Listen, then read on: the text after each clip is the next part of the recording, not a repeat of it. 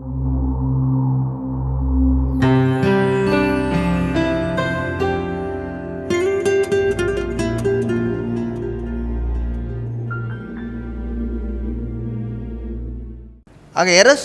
எரஸ்துடைய பேரில் ஒரு பலகை இன்னும் இருக்கிறது, இன்னும் அது கண்டுபிடிக்கப்பட்டு அது இருக்கிறது. இப்படி தான் பொது நலத்திற்கு வந்திருக்கிறார்கள். அந்த நாளில் கிறிஸ்தவர்கள் நல்ல பொதுநல ஊழியக்காரர்களாக இருந்திருக்கிறார்கள். அப்படி அடுத்தது குவேர்த்து என்று சொல்லக்கூடிய அவர் எழுதக்கூடியவர். வேறு யாரெல்லாம் வந்திருக்கார்? வேறு யாராவது உங்களுக்கு ஞாபகம் இருக்கா? இந்த கொரிந்து பட்டணத்தில் 16வது அதிகாரம் வாங்க, 1 கொரிந்தியர் 16வது அதிகாரம், 1 கொரிந்தியர் 16வது அதிகாரம், 16வது அதிகாரத்தில் சிலருடைய பேர் 15வது வசனம் வாசிங்க. சகோதரரே, ஸ்தேவானுடைய வீட்டார் அகாயா நாட்டிலே முதற்பலனானவர்கள். இவங்க தான் முன்னாடி முத ஆண்டவர்கள் வந்திருக்காங்கன்றாங்க. ஸ்தேவானுடைய வீட்டார் தனியாக இல்லை, ஸ்தேவான் மட்டும் இல்லை. இன்னொரு ஒரு காரியத்தை நீங்கள் அடிக்கடி நீங்கள் பார்க்கணும். இதில் எல்லா இடத்துலையும் ஞானஸ்தானம் தனியாக பெண்களுக்கோ ஆண்களுக்கோ கொடுக்கப்படல, வீடு முழுவதும் கொடுத்துருக்காங்க.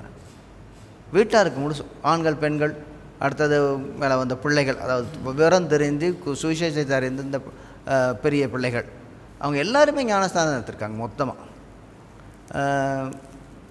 தனிப்பட்ட, அதாவது குடும்பத்தை பிரித்து அவர்களுக்கு சுவிசேஷத்தை சொல்லி அல்லது அவங்கள மட்டும் தனிமையாக கூட்டு சபையில் சேர்க்கல. அவங்க சொன்னால் முழுசாக வாங்க எல்லாரும் குடும்பமாக கர்த்தரை ஏற்றுக்கொண்டு வேணால் நீங்கள் அதை கணவனும் மனைவியும் நீங்கள் முழுவதுமாக கர்த்தருக்குள்ளே வர வேண்டும்.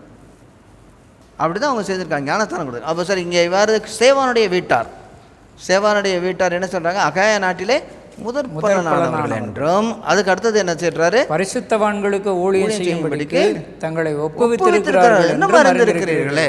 சும்மா மட்டும் விடலை அவர். எவ்வளோ ரொம்ப தெளிவாக, அதாவது ஆரம்பத்திலேருந்து இவங்க தான் வந்திருக்காங்க. பரிசுத்தவான்களுக்கு, அதாவது சபை அனைத்துக்கும், பரிசுத்தவான்கள்லாம் பாஸ்டருக்கு மட்டும் கிடையாது. இன்றைக்கி நிறைய பேர் இந்த தான் எடுத்துனாங்க, பாஸ்டருக்கு உதவி செய்கிறதுக்கு இந்த சபை இருக்குது அப்படின்னா. இல்லை இல்லை இல்லை, இந்த சபையில் உள்ள ஒவ்வொரு நபர்களுக்கும் அவர்கள் உதவி செய்திருக்கிறார்கள். அதுக்கு என்ன செஞ்சுருக்காங்களா? அவர்கள் தங்களை ஒப்புவித்திருக்கிறார்கள்ங்கிறார். கமிட்டட், அதாவது அதுக்காக அர்ப்பணம் செய்திருக்கிறார்கள். ஒரு சபையை நாங்கள் போஷிப்போன்னு சொல்லி அர்ப்பணம் செய்து இருக்கிறார்கள். வேறு யார் அவருடைய பேர் இருக்குது? 17வது வசனம். அப்புறம் 17வது வசனத்துக்கு வாங்க. ஸ்தேவான், பொர்த்துனாத்து, அகாயுவுக்கு என்பவர்கள் வந்ததற்காக சந்தோஷப்படுகிறேன். இவங்கெல்லாம் அங்கேருந்து வந்திருக்கிறேன், வந்ததற்கு சந்தோஷப்படுகிறேன். நீங்கள் எனக்கு செய்ய வேண்டியதா இருந்ததை அவர்கள் செய்திருக்கிறார்கள். ஆமாம், இவங்க கொரிந்து சபை நிச்சயமாக அவருக்கு செய்ய வேண்டியது என்னென்னா உதவி பண்ணியிருக்க வேண்டியது. அவங்க பண்ணலை, ஆனால் இவங்க பண்ணியிருக்கிறாங்க. அவர்கள் 18வது வசனம். அவர்கள் என் ஆவிக்கும் உங்கள் ஆவிக்கும் ஆறுதல் செய்தார்கள். இப்படிப்பட்டவர்களை அங்கீகாரம் பண்ணுங்கள். அதுக்கு அடுத்ததாக பின்னாடி நம்ம அகிலா பிரஸ்லாம் இங்கே இப்போ இதை எழுதும்போது, அதாவது 1 கொரிந்தியர் எழுதும்போது அவர் எபேசுல இருக்கார். எபேசுலையே அகிலா பிரஸ்ல அங்கே கொரிந்தில் சபை இருந்தது, அவர்களோடு கூட போய் எபேசுல வாசிங்க 19வது வசனம்.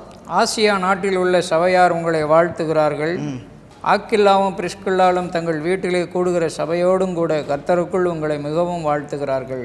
ரொம்ப ரொம்ப தெளிவாக இருக்கிற இடங்கள்லாம், அவங்க போயிருக்க இடங்கள்லாம் ஒரு 5-6 குடும்பங்கள், ஒரு 25, 30, 40, 50 பேர் எல்லாரும் சேர்வார்கள் என்றால் அந்த இடங்கள் எல்லாம் சபைகள் ஆரம்பிக்கப்பட்டிருக்குது. இது எவ்வளோ வேகமாக வளர்ந்துருக்கு தெரியுங்களா? நம்ம இப்போ நிறைய பெரிய சபைகளை ஆரம்பித்து விட்டு அது எவ்வளவு வளருது, எவ்வளவு தேயுதுன்னு தெரியல. அல்லது மக்கள் அமர்ந்து போகிறார்கள். ஆனால் ஒரு 40-50 பேர், ஒரு 5லேருந்து ஒரு 10 குடும்பங்கள் ஒரு இடத்துல இருக்கும்பொழுது 10 குடும்பங்களும் ரொம்ப இறுக்கமாக நெருக்கமாக ஒருவரோடு ஒருவர் ஐக்கியப்பட்டவர்களாக, ஒருவருடைய பிரச்சனைகளை மற்றவர்கள் அறிந்தவர்களாக வாழ்ந்திருக்கிறார்கள். நான் ஒரு ஃப்ரெண்டை சொல்லிகிட்டு இருந்தேன், ஒரு ஃப்ரெண்டு அவர் சொல்கிறார், யாராவது உங்களை பாஸ்டரோ அல்லது எல்டரோ 2 தடவைக்கு மேலே பேர் என்னன்னு கேட்டால் அந்த சபைக்கே போகாதீங்கன்ற. 2 வாரம் போகிறீங்க, 2 தடவை உங்கள் பேர் என்னன்னு கேட்டாங்கன்னா பிரச்சனை அந்த சபையில். ஏன்னா ஆயிரக்கணக்காக வர்றாங்க, இருக்காங்க, யாருன்னு தெரியாது. சரி, 1 மாதமே போங்க, 4 தடவையாக கேளுங்க. சபைகளில் கனிகள் எப்படி இருக்க வேண்டும்னா ஒருவர் அறிந்திருக்கணும். நீங்கள் எங்கேருந்து வரீங்க, யார், உங்களுக்கு எத்தனை பிள்ளைங்க தெரியாது. சபை என்பது அறியாதவர்கள் கூடக்கூடிய ஒரு திருவிழா கூட்டம் அல்ல. அறிமுகம் இல்லாதவர்கள், ஒருவரை ஒருவர் ஆதரிக்காதவர்கள், ஜெபிக்காதவர்கள் கூட கூடிய ஒரு சந்தைக்கடை அல்ல. சந்தைக்கடையாவது கொஞ்சம் நேரம் நின்று பேசிட்டு போவாங்க. பொருத்துனாத் இந்த எரஸ்து என்று சொல்லக்கூடியவர் இருக்காங்களா, அது 11வது அதிகாரம் 23வது வசனத்தில் பார்த்தோமா, அதே மாதிரி எரஸ்துவை எப்படி யூஸ் பண்ணுறாரா பவுலடியார். அப்போஸ்தலர் நடவடிக்கைகள் 19வது அதிகாரத்துக்கு வாங்கலாம். 19வது அதிகாரம் அதனுடைய 22வது வசனத்துக்கு வாங்க. தனக்கு உதவி செய்தவர்களில் 2 பேராகிய திமேத்தேயுவையும் எரஸ்துவையும் மக்கதோனியாவுக்கு அனுப்பிவிட்டு தான் பின்னும் சில காலம் ஆசியாவிலே தங்கினான். ஆமாம், இப்போ எரஸ்துஸ் வந்து ஒரு பெரிய அதிகாரி. இப்போ என்ன செய்கிறாரு, அவரோட கூட ஊழியத்தில் ஈடுபடுகிறார்.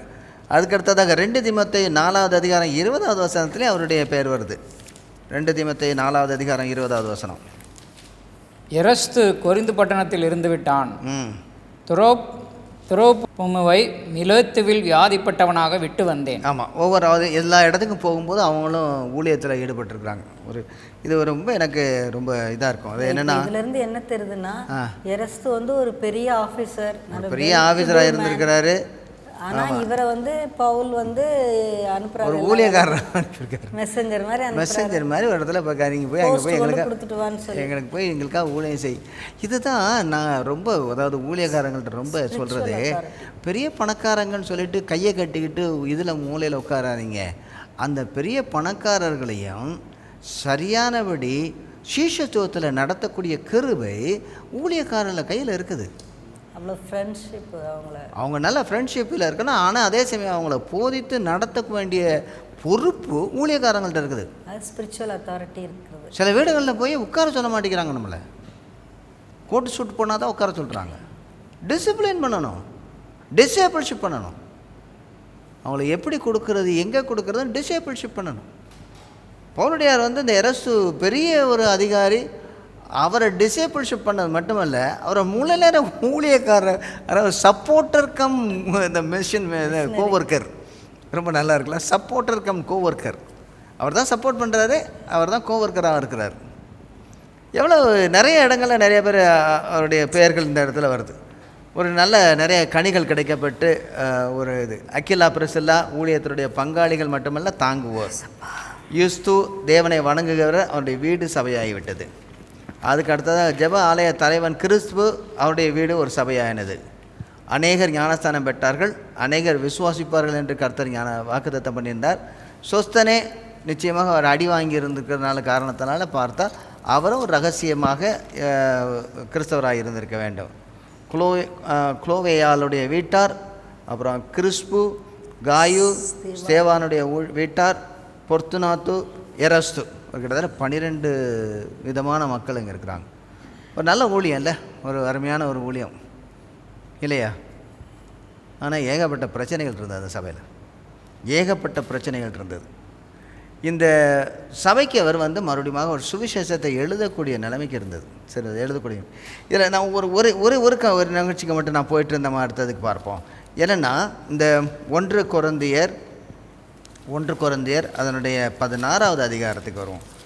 எனக்கு ரொம்ப பிடித்தமான ஒரு பகுதி 1 கொரிந்தியர் 16வது அதிகாரம். இதில் இந்த 2-3 வீட்டாருடைய பெயர்கள் கொடுக்கப்பட்டிருக்குது. அதாவது இவர்கள் சுவிசேஷத்துக்கு முதல் பலனானவர்கள். என்ன செய்ய சொல்கிறார் பாருங்க சகோதரரே.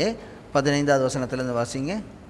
சகோதரரே, மறுபடியும் ஸ்தேவானுடைய வீட்டார் அகாயா நாட்டிலே முதற் பலனானவர்கள் என்றும் பரிசுத்தவான்களுக்கு ஊழியம் செய்யும்படிக்கு தங்களை ஒப்புவித்திருக்கிறார்கள் என்றும் அறிந்திருக்கிறீர்களே. இப்படிப்பட்டவர்களுக்கும் உடன் வேலையாட்களாய் பிரயாசப்படுகிற மற்ற யாவருக்கும் நீங்கள் கீழ்ப்படிந்திருக்க வேண்டும் என்று உங்களுக்கு புத்தி சொல்கிறேன். அப்புறம் அதுக்கு அடுத்தது என்ன சொல்றான்?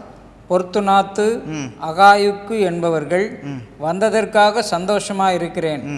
நீங்கள் எனக்கு செய்ய வேண்டியதா இருந்ததை அவர்கள் செய்திருக்கிறார்கள். அவர்கள் என் ஆவிக்கும் உங்கள் ஆவிக்கும் ஆறுதல் செய்தார்கள். இப்படிப்பட்டவர்களை அங்கீகாரம் பண்ணுங்கள். 2 சொல்றாரு. இப்படிப்பட்டவர்களுக்கு கீழ்ப்படிந்திருங்கள், இப்படிப்பட்டவர்களை அங்கீகாரம் பண்ணுங்கள். ஏன் இப்படி சொல்றாரு அவரு? ஒரு சபையில் முதலாவதாக வந்திருக்கிறவர்கள் முக்கியமானவர்கள்.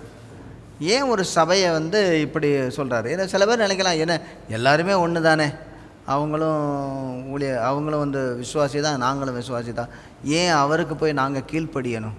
அவர்களை என்ன அங்கீகாரம் பண்ண வேண்டும்? இப்போ யாரும் வந்து யாருக்குமே கீழ்ப்படுகிறது இல்லை. கிட்டத்தட்ட நம்மளும் குறிந்து பட்டணத்தார் மாதிரி மாட்டோம். யாருமே நமக்கு அதிகாரிகள் கிடையாது. எந்த சட்டத்திட்டத்துக்கும் கீழ்ப்படிய மாட்டோம். நல்ல செழிப்பிலே இருப்போம். யாரும் என்னை வந்து கொஸ்டின் பண்ணக்கூடாது. இங்கே பவுலடியார் ரொம்ப தெளிவாக என்ன சொல்கிறார்? அவருக்கு வந்த கனிகளை குறித்து அவர் என்ன சொல்லுகிறார்? அவர்களுக்கு கீழ்ப்படியணும், அவர்களை அங்கீகாரம் பண்ணணும். ஆமாம், ஏன் சொல்கிறாருங்க?